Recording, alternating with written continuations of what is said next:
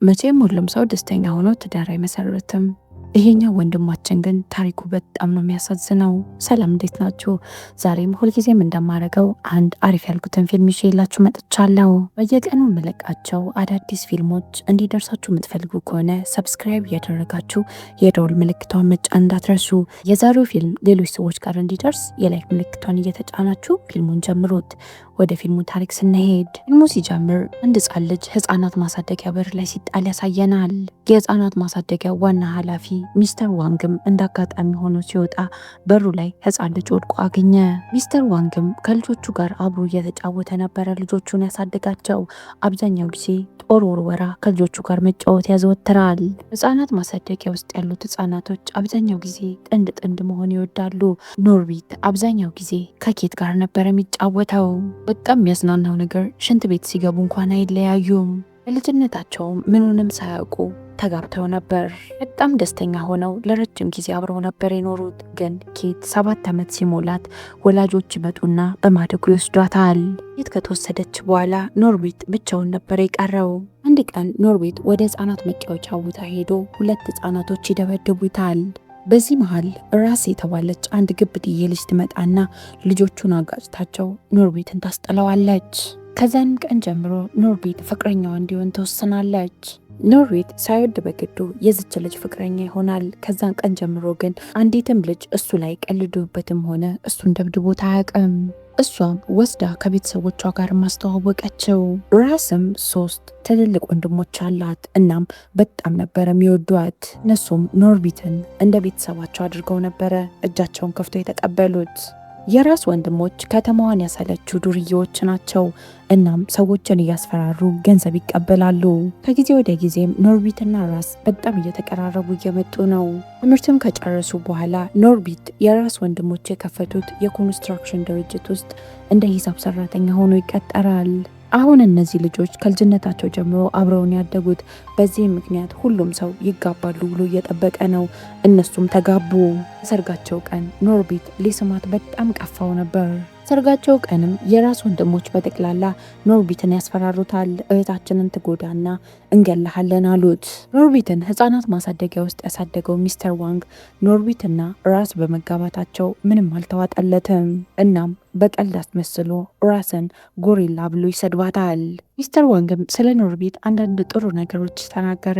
እናም ኖርቢት በጣም ተካራ ልጅ እንደሆነ የሚያስረዳለ ሰዎች ተጋቡም በኋላ ወደ አዲሱ ቤታቸው ሲገቡ ራስ ኖርቢት ተሸክሟት ወደ ውስጥ መግባት ፈልጋ ነበር። ነገር ግን በጣም ወፍራም ስለሆነች ኖርቢት ልችላት አልቻለም። አሁን ኖርቢት የሰለቸው ነገር ቢኖር ምሽት ላይ ከራስ ጋር የሚያሳልፈው የፍቅር ጊዜ ብቻ ነው። በየቀኑ የኖርቢትን አጥንትና የአልጋውን ብረት ነበር የምትሰብረው። በስተመጨረሻም በብረት ፋንታ ኮንክሪት ከስር ያደርጋሉ። እዛ ላይ ደግሞ በትንሽ በትልቁ ወዲያው ነው የምትናደደው። ሁሌም እንደጮችበት ነበር። ዳንዴ ኖርቢት መልስ ሲሰጣት እጇን ታነሳብታለች። የራስ ወንድሞች ወደ ሚስተር ዋንግ ጋር ይሄዱና ሬስቶራንቱን እንዲሸጥላቸው ጥያቄ ያቀርቡለታል። ሚስተር ዋንግ ምንም አልፈራቸውም። እምቢ ብሎ ነበር የመለሰላቸው። የሰጡትን ወረቀት ተቀብሏቸው ቂጡን ከጠረገበት በኋላ እነዚህን ወንድማማቾች አስፈራርቷቸው ከሬስቶራንቱ እንዲወጡ ይነግራቸዋል። እነሱም በጣም ደንግጠው ጠን ብለው ሬስቶራንቱን ለቀውለት ወጡ። ራስም በጣም ወፍር ያለው በሚል ምክንያት ውፍረቷን ለመቀነስ ስፖርት ትጀምራለች። ትሬነሩም የሰውነትሽ ቅርጽ በጣም ያምራል፣ ለምንድነው ስፖርት የምትሰሪው እያለ ከእሷ ጋር ለማውራትና እሷን ለመቅረብ ይሞክራል። እናም በዚህም ምክንያት ወንድሞችሽ የኔ ጂም ላይ ለምን ገንዘባቸውን ኢንቨስት አያደርጉም ብሎ የሚጠይቃታል። እሷም በምላሹ ምን ታደርግልኛለህ ብላ ስጠይቀው ለብቻሽ 1 ለ1 ስፖርት አሰራሻለሁ አላት። ኖርቢት 2 ጓደኞች አሉት። እናም እያዋራቸው በመሃል ቤት የረሳሁት ዕቃ አለ መጣው ብሏቸው ወደ ቤት ይሄዳል።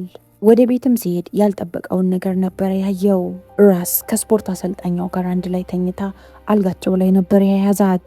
ትሬነሩም ፈጠን ብሎ ከአልጋ ላይ ይወርድና ስፖርት እየሰሩ እንደነበር ለኖርቢት ሊያስረዳው ሞከረ። ኖርቢትም አልጋ ላይ የሚሰራው ራቁታችሁን ናችሁ፣ ምን አይነት ስፖርት ቢሆን ነው ይላቸዋል።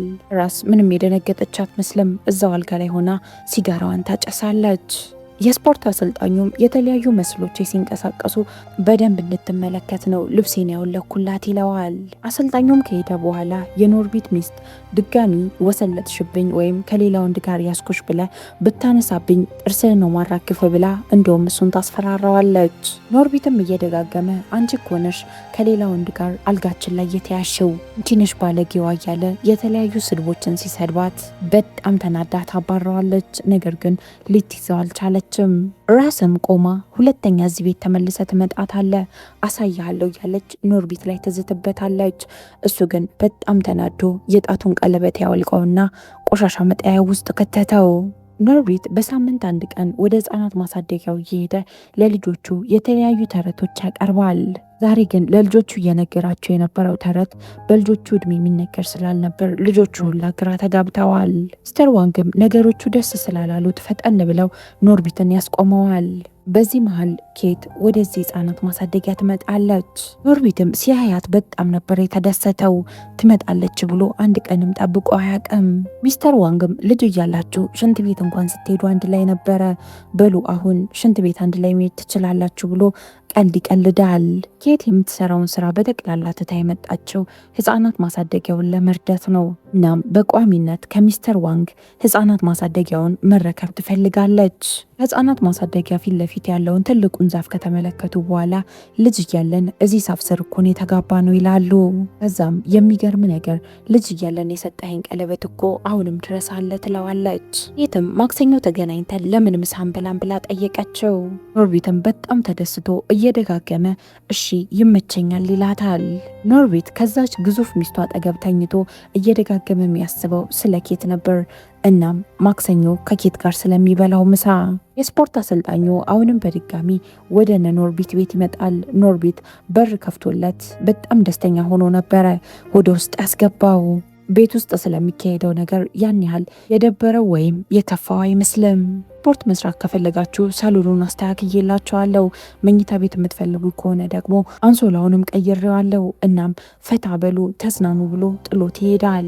ኖርቢት አሁን ህይወት ውስጥ ትርጉም የሚሰጠውን ነገር አግኝቷል። ኬት ተመልሳ ወደ ህይወቱ መታለች። በሚያሳዝን ሁኔታ ኬት ብቻዋን አልነበረም የመጣችው። ኬት ኖርቢትና እጮኛዋን አስተዋወቀቻቸው። እጮኛውም ዲዮን ይባላል። ዲዮንም የእጮኛውን የኬትን ህልም ለማሳካትና እሷን ለማገዝ ነበር ተከትሏት ወደዚህ ከተማ የመጣው። የዛን ቀን ምሽት ኖርቢት ምንም እንቅልፍ ሊወስደው አልቻለም። ይባስ ብሎ ያችን የምታክል ሚስቱ ስትገላበጥ ተጨፈልቀውና ላዩ ላይ ትተኛለች። አንድ ቀን የኖርቢት ሚስት በየቀኑ እሷን ሲመለከት የሚጮኸው የጎረቤታቸውን ውሻ በመኪናቸው ለመግጨት ወሰነችና ውሻውን ገጨችው። ኖርቢት እየደካከመ እባክሽ ተይ ውሻው ምንም አላረገሽም ብሎ ሊያስቆማት ይሞክራል። እሷ ግን ምንም ልትሰማው አልቻለችም። ኖርቢት ከዚህ በላይ ከዚች ጨካኝ ሴት ጋር አብሮ መኖር ስላልፈለገ እቃውን ሰብስቦ ቤቱን ለቆ ሊወጣላት ይወስናል። ኖርቢት አንቺ በቃሽኝ ብሎ እቃውን ሰብስቦ ልክ ሊወጣ ሲል እሷም ተዋሸዋለች። ማርገዟን ነገረችው። ኖርቢት እሱ አባት ስላልነበረው ሁሌም ቢሆን ጥሩ አባት ለመሆን ይመኝ ነበር። በዚህም ምክንያት ልጁን እሷ ላይ ጥሎባት መሄድ አልፈለገም። እሺ ብሎ ይመለሳል። የትም ህፃናት ማሳደጊያ ውስጥ የሚያድጉትን ህፃናቶች ሰብስባ ወደ መዝናኛ ቦታ ትወስዳቸዋለች። ዲዮን የህፃናት ማሳደጊያውን ለመግዛት አሁን ትክክለኛው ሰዓት አይደለም ይላታል። እዛም ከስራ ቦታ ስልክ የተደወለለት ያስመስልና ከህፃናቶቹ ጋር ጥሏት ይሄዳል። እዚህ መዝናኛ ቦታ ላይ ኬትና ኖርቢት ይገናኛሉ። ኖርቢት በስተመጨረሻም ሚስት እንዳለችው ለኬት ይነግራታል። እናም ሚስቴ ያቿትና ብሎ ወደ ራስ ይጠቁማል። ኬት ማንን እንዳገባ ኖርቢት ስታውቅ በጣም ነበር የደነገጠችው። በስተመጨረሻም ኬትና ራስ ይተዋወቃሉ። ራስም ኬት ተመልሳ እንደመጣች ካወቀች በኋላ ኖርቢትን ታስጠነቅቀዋለች። እኔ ላይ ከዚች ሴት ጋር እወሰልታለሁ ብለህ ብታስብ እገልሃለሁ አለችው። ኖርቢትም እየደጋገመ እኔና ኬት እኮ ጓደኛሞች ብቻ ነን፣ ሌላ ነገር በመካከላችን የለም ይላታል። ራስም ጓደኝነትም ቢሆን ከዚች ሴት ራቅ ብላ አስጠነቀቀችው።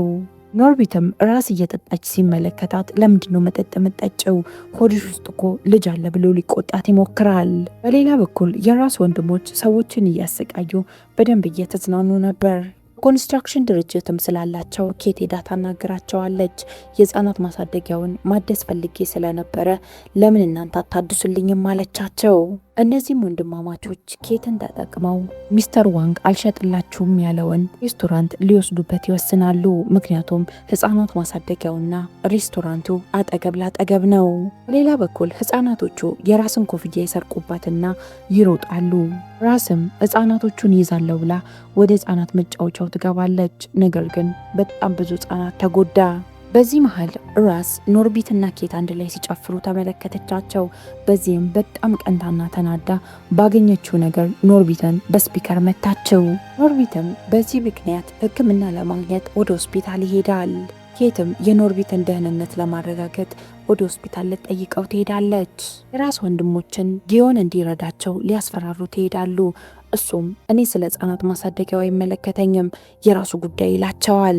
እሱ ግን እንደዚሁ በቀላሉ ሊለቁት አልፈለጉም። አብሯቸው እንዲሰራ አስፈራሩት።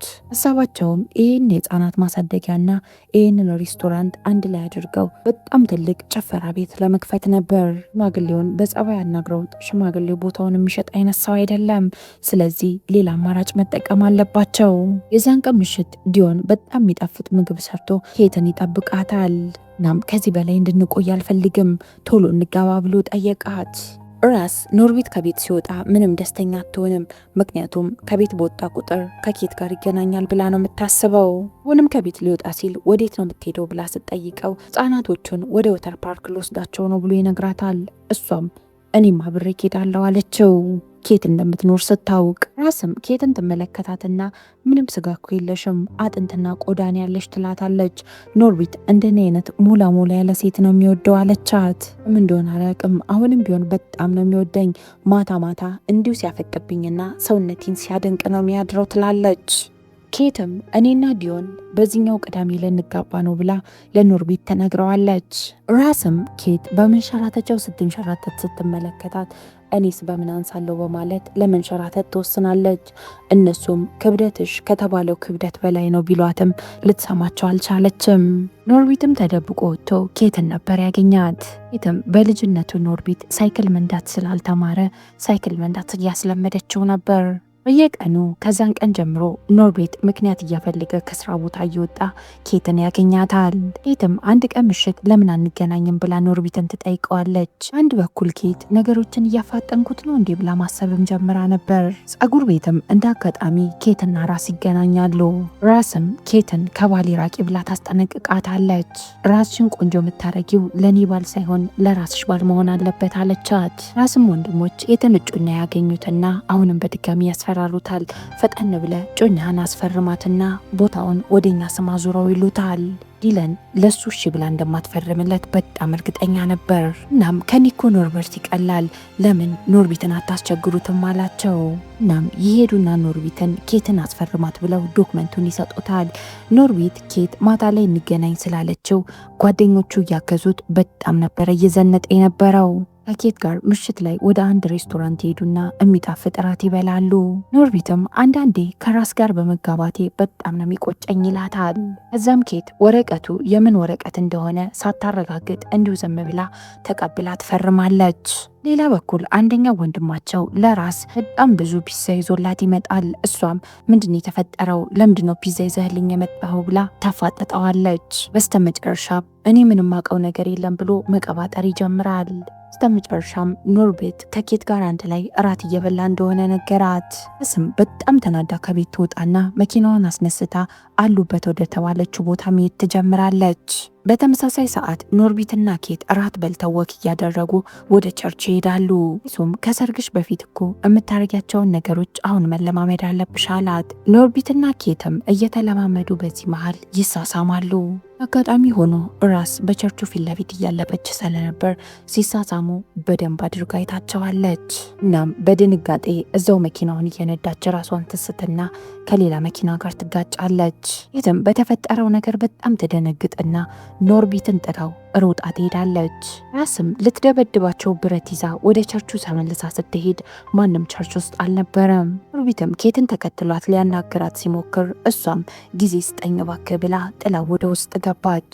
ኖርቢትም ያስፈረምላቸውን ወረቀት ለራስ ወንድሞች ይሰጣቸዋል። ወደ ቤት ሲገባ ግን ራስ በጣም ተናዳ እሳት ቦርሳ እሳት ለብሳ ነበር የጠበቀችው። ከዛም በጣም ከመናደደው የተነሳ ኖርቢትን በመስኮት ነበር የወረወረችው። ራስም ድንች ታወጣና ድጋሚ አንተ ኬትን የምታገኛት ከሆነ እንደዚህ ነው ፊቷን ማቀልጠው ብላ ድንቹ ላይ አሲድ ትደፋበታለች። ከዛም አሁን በደንብ ገባህ ብላ ኖርቢትን ጠየቀችው። የሚቀጥለው ቀን ጠዋት የኬት ጡኛም እንዴት ዝም ብለሽ እማታቂው ወረቀት ላይ ትፈርሚያለሽ ብሎ የፈረመችበትን ወረቀቶች ያሳያታል። እሷም እረ እኔ እንደዚህ አይነት ወረቀት ላይ አልፈረምኩም ማን ያስፈረመኝ ብላ መልሳ ማሰብ ትጀምራለች። በመጨረሻም ኖርቢት እንዳስፈረማት ትዝ ሲላት ትሄድና ኖርቢትን ልጠይቀው ትወስናለች። ኖርቢትም ራስ ያስፈራራችው ነገር ትዝ ይለውና ኬትን እባክሽ ሂጂልኝ ላናግርሽ አልፈልግም ይላትና ያባረራታል። በጣም ከመወዳት ሚስቴ በአንቺ ምክንያት ነው እየተጣላ ያለሁት፣ ስለዚህ ከዚህ ቤት ሂጂ ብሎ አባረራት። ኬትም በጣም ተናዳና ልቧ ተሰብሮ ሁለተኛ ላይ አልፈልግም ብላ ጥላው ትሄዳለች። እዚያን ቀን ምሽት ኖርቢት በጣም ተሰላችቶ ሚስቱን ጥሎ ለመጥፋት ይወስንና እቃውን ሰብስቦ ቀስ ብሎ ከቤት ይወጣል። እንደ አጋጣሚም ካሳዳጊው ከሚስተር ዋንግ ጋር ይገናኛሉ። ሚስተር ዋንግም ከቤት ጠፋና ችግሮችህ አይጠፉም፣ ችግሮችህን ፊት ለፊት ተጋፈጣቸው ብሎ መከረው። ኖርቢትም አንድ ጠቃሚ ፖስታ ይላክለታል። እናም ይሄ ፖስታ ለኬት በጣም ጠቃሚ ስለነበረ ወስዶ ሊሰጣት ሲል የራስ ወንድሞች ያስቆሙታል። እናም የህፃናት ማሳደጊያውን የራሳቸው ካደረጉ በኋላ ወደ ጭፈራ ቤት ሊቀይሩት እንደሆነ ነገሩት። ኖርቢትም እነዛ ትንንሽ ምስኪን ህፃናቶችስ ምንድን ነው የሚሆኑት ይላቸዋል። እነሱም እኛ ምን አገባን ብለው ነበር የመለሱለት። እዛም ኖርቢት ከቤት ወጥቶ ኬትን እንዳያገኛት ዕቃ ማስቀመጫ ክፍል ውስጥ አስገብተው ይዘጉበታል። የሚቀጥለው ቀን የኬትና የዲዮን ሰርግ ነው። ሁሉም ሰርጉ ላይ ለመታደብ ተሰብስበው ሲሄዱ ታናሽ ወንድማቸውን ኖርቢትን እንዲጠብቅ ቤት ውስጥ ይተውታል። እሱም ቤት ውስጥ ስፖርት እየሰራ ስለነበር ኖርቢት ከቤት አምልጦ ሲወጣ ምንም ድምፅ አልሰማም ነበር። ኖርቢት በስተመጨረሻም ኬት ያስለመደችው ሳይክል አሁን ጠቀመው። ሳይክል እየነዳ ወደ ቸርች መሄድ ጀመረ። እነ ራስም ኖርቢት ከቤት እንደጠፋ ሲሰሙ እሱን ለማስቆም እየተሯሯጡ ከቸርች ይወጣሉ። የኖርቢትም ጓደኞች ሰርጉ እንዳይካሄድ በየመሃሉ ጣልቃ እየገቡ ምቀኛ ይሆናሉ። ኖርቢት እየመጣ እንደሆነ ስላወቁ ለኖርቢት የተወሰነ ሰዓት ሊገሉለት ነው ያሰቡት። በዚህ መሃል ራስና ወንድሞቿ ኖርቢትን መንገድ ላይ ይይዙታል። ኖርቢት ግን እንዴትም ብሎ አመለጣት። የኖርቢት ጓደኞችም ሲቆይባቸው መበጥበጣቸውን ያቆማሉ። እናም ልክ የሰርጉ ፕሮግራም ሊካሄድ ሲል ኖርቢት ቸርቹን በርግዶ ይገባል። ኖርቢትም በግልጽ ኬትን እንደሚወዳት ይናገራል። እናም ከዚህ በኋላ በራስ ቁጥጥር ስር ሆኜ መኖር አልፈልግም አለ። ኖርቢት ስለ ዲለን አንዳንድ አጣርቷቸው የያዛቸውን መረጃዎችም ተናገረ። ኬትን የሚያገባሽ አንቺን ወዶች ሳይሆን ገንዘብሽን ፈልጎ ነው ብሎ ይነግራታል። እናም ከዚህ በፊት እንደዚህ እያደረገ 4 ጊዜ አግብቶ እንደፈታም ነገራት። እዚህም ማስረጃ ደግሞ የቀደም ሚስቶቹን ከነ ልጆቻቸው ጠርቷቸው ነበር። የራስ ወንድሞችም ኖርቢት ሁሉንም ነገር ተናግሮ እቅዳቸውን ስላከሸፈው በጣም ተናደው ሊደበድቡት ይወስናሉ። አካባቢው ሰዎች ግን በእነዚህ ወንድማማቾች በጣም ተሰላችተው ስለነበር ሁሉም ተሰብስበው እነሱን ለመደብደብ ወሰኑ። ወንዶቹም መደብደብ ያን ያህል አልከበዳቸውም ነበር። ራስን መጣል ግን ያን ያህል ቀላል አልነበረም። በስተመጨረሻም ሚስተር ዋንግ በጣም ተሰላችቶና ተማሮ ቀስቱን የወረውርና ራስን ቂጧ ላይ ይወጋታል። በስተመጨረሻም የከተማው ሰው በጠቅላላ አንድ ላይ ተሰብስቦ እነዚህን ወንድምና እህት ከከተማው አባረራቸው። ኬትና ኖርቢት ለአንዴና ለመጨረሻ ጊዜ አሁን አንድ ላይ ይሆናሉ። በመጨረሻም ልጅ እያሉ የተጋቡበት ዛፍ ስር የእውነት አሁን አድገው ይጋባሉ። ራስ ከወንድሞቿ ጋር አንድ ላይ ወደ ሜክሲኮ ሄዳ አሁን አንድ ክለብ ውስጥ ነው የሚሰሩት። እዚህ ፊልም ታሪክ እዚህ ላይ ያበቃል። አብዛኛው ጊዜ ወንድ ልጅ ሴትን ሲደበድብ ነው የምናውቀው። እናንተ ባላቸውን የሚደበድቡ ሴቶች አጋጥሟችሁ ያውቃል? ኮመንት ቦክስ ላይ ሀሳባችሁን አስቀምጦልኝ። እስካሁን አብራችሁኝ ስለቆያችሁ በጣም ነው ማመሰግነው። ነገ በተመሳሳይ ሰዓት በሌላ ፊልም እስከምንገናኝ ድረስ የነገ ሰው ይበለን። እወዳችኋለሁ። ቻው